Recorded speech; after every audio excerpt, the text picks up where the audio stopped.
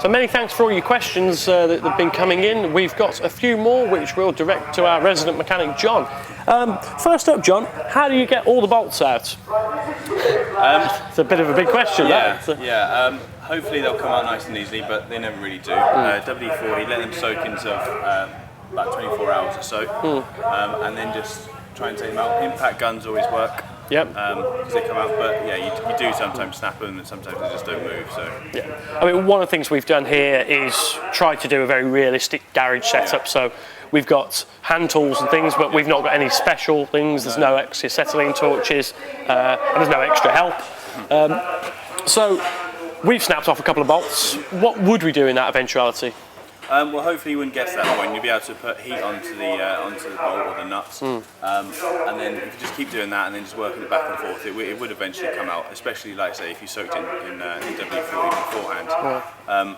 But yeah, if it does snap, unfortunately, you just got to get on with it. Either punch it out or drill it out and then tap it again.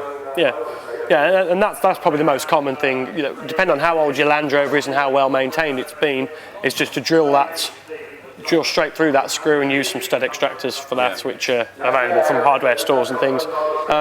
If you're disassembling your whole Land Rover, you're pretty well guaranteed you're going to snap a nut off, bolt off somewhere. Yeah, definitely. And this has been no exception.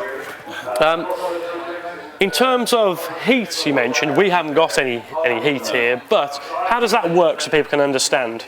Well, applying heat to the nut would allow applying heat to metal would allow the metal to expand. So if you apply it to the threaded side, be it the nut side, you're allowing the nut to just get slightly bigger, basically. Obviously, it's going to be extremely hot. You will get it sort of red and white, so don't touch it. But as you put the spanner on it, then it will then start to come out.